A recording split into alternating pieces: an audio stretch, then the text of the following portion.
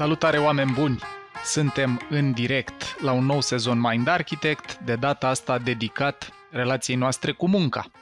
După sezonul 12, în care ne-am uitat la identificarea vocației și cum putem construi o carieră în jurul ei, cu trimitere la proiectul ADN vocațional și la ideea de a ne găsi ADN-ul vocațional, în sezonul 13 continuăm cu o radiografie a relației noastre în România cu munca și cu piața muncii, dar nu numai.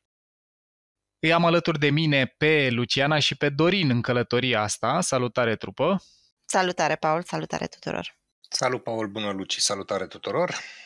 Fără să o mai lungim, vrem să vă spunem de ce ni s-a părut foarte importantă tema asta a relației cu munca și de ce am mai dedicat încă un sezon din Mind Architect subiectului ăstuia.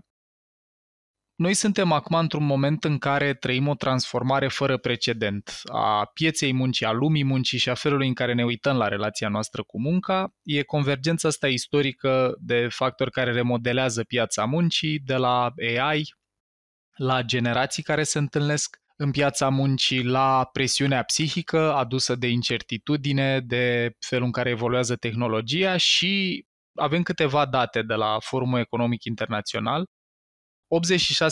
86% dintre companii estimează că AI-ul va transforma afacerile până în 2030, 22% fluctuație pe piața muncii, 170 de milioane de joburi noi create și 92 de milioane de joburi pierdute.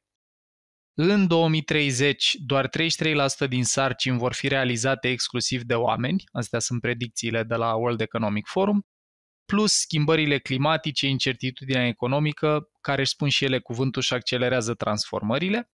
Concluzia de la care am pornit în construcția sezonului ăsta e că nu prea ne mai putem baza pe vechile rețete și că cine nu se pregătește conștient pentru transformarea asta riscă să trăiască mult distres și posibil chiar, din păcate, profesional să fie lăsat în urmă.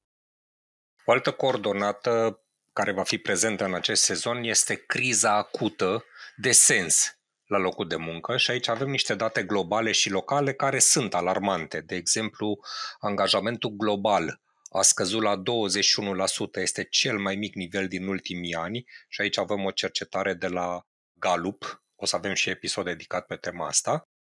Plus 50% dintre angajați caută activ alte oportunități. Și în plus, așa cum poate ați mai auzit, cu siguranță o să mai auziți în episoadele viitoare din sezonul ăsta, noi am făcut și o cercetare pe care am numit-o Vocația românilor sub lupă, la care au răspuns aproape 2000 de oameni și ce ne arată ea în completare și foarte aliniat cu ce ați spus și voi până acum, e că doar 48% dintre cei aflați în segmentul de vârstă 28-35 de ani sunt mulțumiți în momentul ăsta de jobul actual în România și doar puțin peste jumătate dintre cei care sunt în segmentele de vârstă de după 35 de ani sunt mulțumiți în momentul ăsta cu munca lor. Deci avem o bucată bună dintre noi toți care suntem în piața muncii care nu mai găsește mulțumire în felul în care arată relația cu munca acum. Și cumva ăsta e paradoxul pe care o să încercăm să-l adresăm, că avem mai multe oportunități ca niciodată, dar mai puțină satisfacție în muncă decât oricând. Acum nu puteam să ne uităm la un sezon despre relația noastră cu munca și despre piața muncii fără să nu vorbim un pic și despre educație. Realitatea tristă pe care o să o adresăm într-un episod dedicat cu un invitat special care a participat și în zona publică, dezvoltare de politici publice pe subiectul ăsta, este asta cum că sistemul educațional nu ne mai pregătește pentru realitate și asta nu e o veste nouă, dar trebuie să zugrăvim un pic și un subpunct al ideii este, și anume că România trăiește cea mai gravă criză educațională din istoria ei modernă. Vorbim despre 70.000 de tineri care au dispărut din sistemul educațional dintr-o singură generație, conform unor date de la Europa Liberă din 2024. Vorbim despre undeva între 42 și 50% analfabetism funcțional, deci o creștere de 400-500% față de 1994. Suntem penultima țară în UE la performanțele PISA și investim doar 3,3% din produsul intern brut în educație versus 4,7% care e media europeană. Și ca să vin în completare cu câteva date care la fel se uită și comparativ cu Europa, noi avem o populație tânără care e printre cele mai sărace din Uniunea Europeană, conform Eurostat, cu o rată de risc de sărăcie în România de 29,5% față de 24,1% care e media UE, cu o mențiune care cred că e și ea importantă, și anume că rata de sărăcie din România de la ultima cercetare din 2024 este mai mică decât în anii anteriori, deci trendul e mai degrabă pozitiv, dar față de Uniunea Europeană în continuare suntem pe ultimele locuri dacă ne uităm comparativ. Totodată, conform Youth Study, tot din 2024 sunt și datele astea, avem 1 din 2 tineri care emigrează pentru un trai mai bun, ceea ce e foarte similar și cu ce am conchis noi în vocația românilor sub lupă, unde aveam 51,2% dintre cei cu vârste între 16 și 18 ani care ne-au răspuns la chestionar care au intenția de a emigra, și 1 din 5 tineri cu vârsta între 15 și 29 de ani în momentul ăsta sunt neîncadrați profesional și nici nu urmează vreun program de formare sau educațional. Deci avem 20% din populația tânără care nu mai merge la școală și nici nu e încadrată în piața muncii. Deci, realitatea asta e că școala nu prea ne mai pregătește pentru piața muncii de azi, dar aminte pentru cea de mâine, în lansarea proiectului ADN Vocațional, pe care vă invit, dragilor, dacă nu l-ați descoperit, să-l găsiți pe www.adnvocațional.ro. Într-un panel moderat de Luciana chiar a apărut ideea asta că ar fi frumos ca școala să ne pregătească pentru ziua de mâine în loc să ne ajute să prindem din urmă ziua de ieri sau prezentul, ceva de felul ăsta, dar oricum ideea asta că suntem mult în urmă. O să avem un episod foarte, foarte fain, abia aștept să-l ascultați, o să fie între primele publicate din sezonul ăsta, în care o să ne uităm mai în detaliu la subiectul ăsta al educației, atât educația în general în lume și cum își poate recăpăta relevanța, dacă poate, cât și cu focus un pic mai mult pe România. Acum, de ce contează relația noastră cu munca? De ce am dedicat un sezon întreg subiectului ăsta? Pentru că munca definește o parte semnificativă și din viața noastră, temporal vorbind, dar și din identitatea noastră. Ne petrecem cam o treime din viață muncind, cel puțin dacă vorbim și de orele active din zi, poate chiar mai mult de atât, și munca influențează direct starea noastră psihologică, relațiile noastre și calitatea vieții, și o relație toxică cu munca nu numai că duce la burnout, depresie și probleme de sănătate, dar duce și la un vid identitar, la un vid de sens și la o stare din asta de debusolare. Și mai completez cu o idee, Paul, care nu reprezintă date, ci un gând personal, și anume că ne uităm la faptul că o relație toxică cu munca poate să vină la pachet cu riscurile astea. În egală măsură, încurajarea noastră este să ne uităm și la faptul că o relație bună cu munca poate să ne îmbunătățească mult calitatea vieții, sentimentul de satisfacție față de ceea ce trăim. Mulțumesc! Nu căutăm doar să încercăm să fugim de o relație toxică, ci chiar să vedem dacă putem să construim către una care să fie benefică. Da.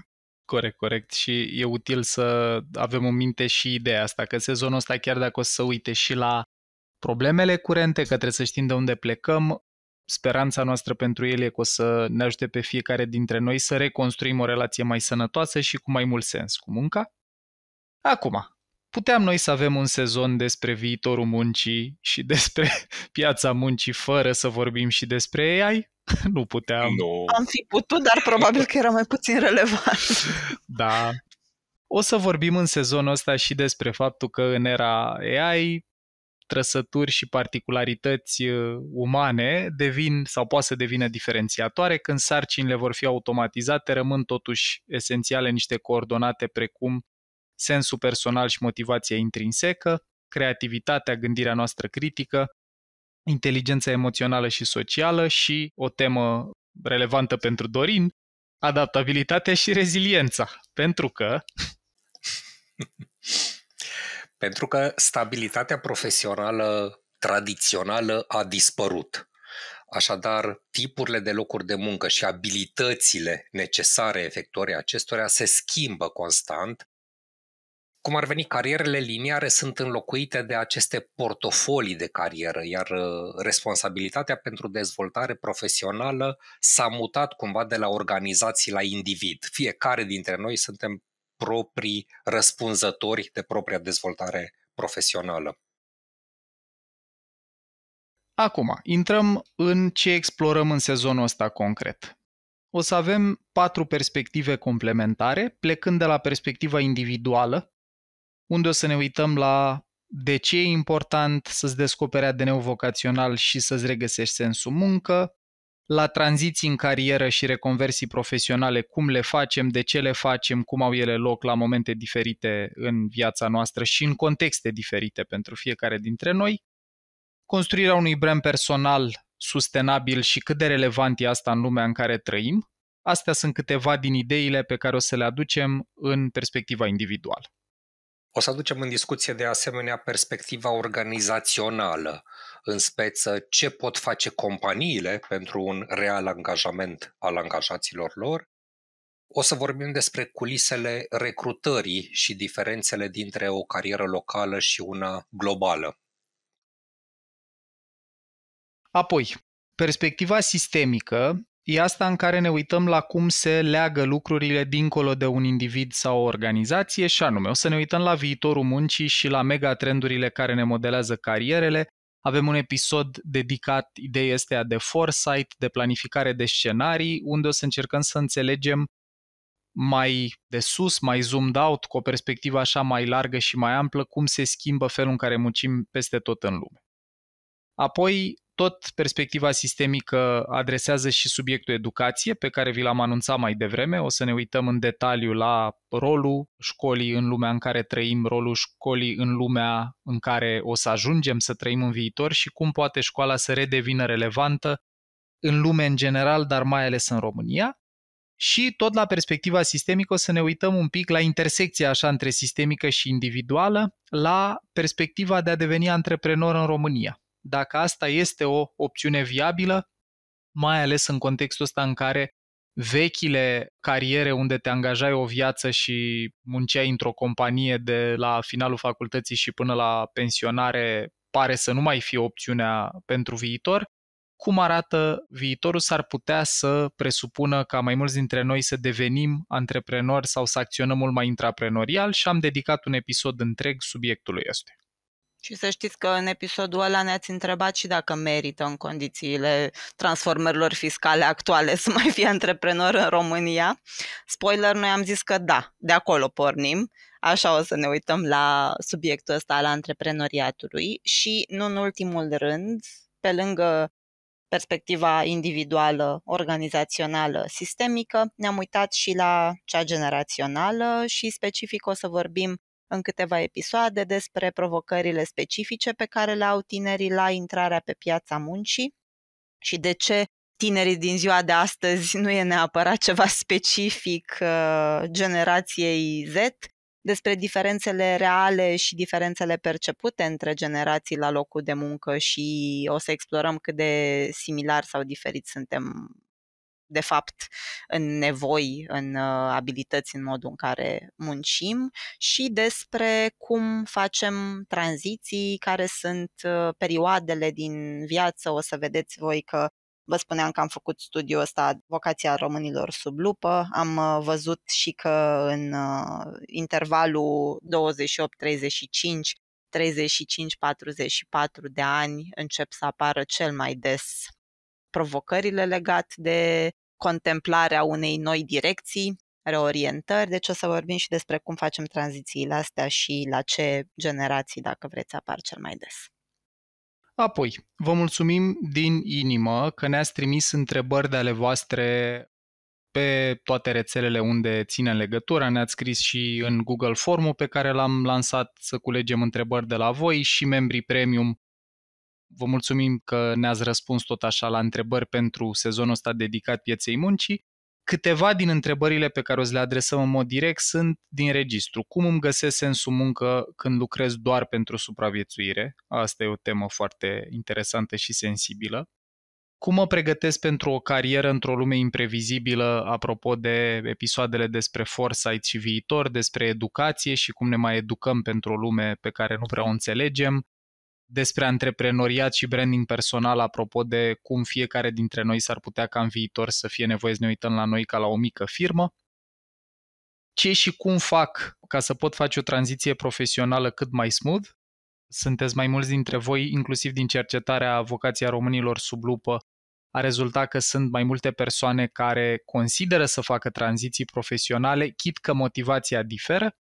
Pentru unii e vorba de mai mulți bani, pentru alții poate să fie vorba de oportunități de învățare mai bune, pentru alții poate să fie o nevoie mai mare de sens sau de echilibru între muncă și viață sau armonie, cum îi spune Dorin, între muncă și viață. Și alte întrebări sunt din registru ce competențe merită dezvoltate pentru viitor. O să adresăm întrebarea asta, dragilor, cu mai mulți invitați, ca să aveți unghiuri diferite, de la unghiul unui profesor de filozofie și om de educație, până la perspectivele unor oameni care lucrează în recrutare, local și global. Apropo de recrutare, o să ne uităm inclusiv la subiectul ăsta, cu cum trebuie să te prezinți și cum trebuie să pui problema la interviu sau la promovare ca să-ți crească șansele că reușești în lumea în care trăim. Una peste alta e un sezon pe care l-am fundamentat foarte mult în date și în cercetare. Fiecare episod se bazează pe rapoarte destul de elaborate, de la World Economic Forum, la Gallup, la Organizația pentru Cooperare și Dezvoltare Europeană. Avem și cercetările noastre locale, cercetarea ADN vocațional pe de o parte și colegul nostru Adi Dinu vine în discuție cu o cercetare realizată de Human Synergistics, plus experiența practică atât a noastră, care am trecut prin roluri de angajați, soloprenori și antreprenori, cât și a invitaților. Și pentru că ne-ați întrebat inclusiv sezonul trecut, am primit întrebarea asta, spuneai tu, Paul, la începutul episodului că acum e o lume în care avem și foarte multe oportunități. În egală măsură, repet, am primit întrebarea asta, ce fac atunci când sunt în fața multor oportunități și nu-mi dau seama de cum ar putea să mă impacteze o decizie pe care o iau într-o direcție vis-a-vis de toate celelalte decizii pe care nu le-am luat. Sau alegerea pe care am făcut-o și știm că poate să fie copleșitor, se simte și la noi, deci nu e ceva străin, așa că am încercat să avem cumva abordarea asta 360 sezonul ăsta și să nu ne limităm doar la lucruri care țin de carieră.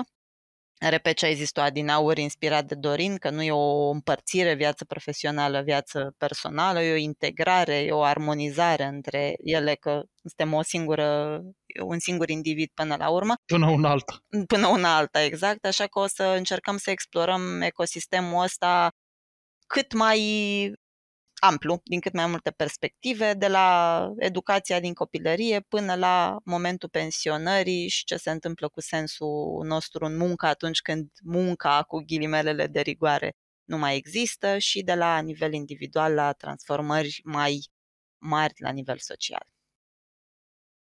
O altă coordonată importantă pentru acest sezon este că ne-am uitat la niște soluții acționabile. Adică nu doar diagnosticăm problema, ci oferim instrumente concrete pentru cunoașterea de sine, pentru planificarea strategică și implementarea practică.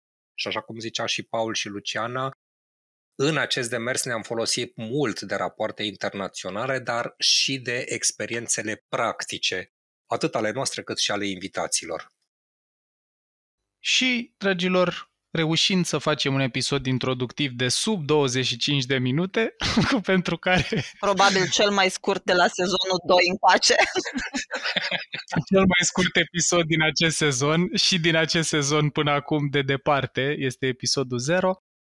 Eu închei cu gândul ăsta că ce ne dorim și ce sperăm cel mai mult să se întâmple ascultând sezonul ăsta e să reușiți să conștientizați lucruri relevante pentru voi și să deveniți mai degrabă arhitectul propriei cariere, o carieră care să vă aducă satisfacție și sens sau să vă readucă satisfacție și sens dacă s-au pierdut undeva pe drum și să ieșim cât mai mulți dintre noi din rolul ăsta de spectator pasiv al transformărilor prin care trece lumea în general, dar și lumea muncii în particular.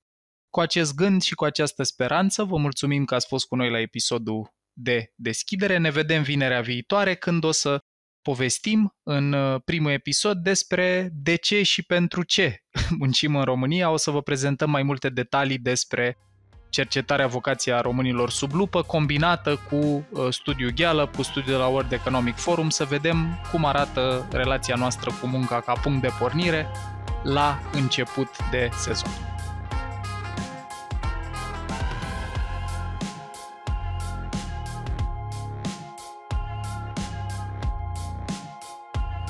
Acesta este un material gratuit prin care echipa Mind Architect contribuie la dezvoltarea personală și la cunoașterea de sine fundamentate în știință. Dacă vrei să aprofundezi subiectul pe care tocmai l-ai ascultat, devino și tu membru Mind Architect Premium, unde ai acces la materiale audio-video, rezumate infografice și recomandări de resurse. În plus, și poate cel mai important, întâlnirile MA Live, unde poți intra în direct cu echipa noastră pe teme care te interesează. Și acces la grupul de Facebook privat, unde ținem aproape de comunitatea abonaților. Iar dacă vrei să înveți în ritmul tău, te așteptăm pe mindarchitect.ro în secțiunea Online Academy, unde te așteaptă cursuri certificate, cu informație clar organizată, cu suport vizual excelent, teste și studii de casă.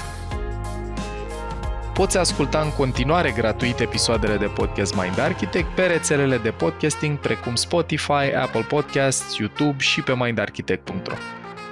Iar dacă ți-a plăcut acest episod și crezi că i-ar face viața mai bună cuiva cunoscut, ne-am bucurat tare să ne ajuți cu un share.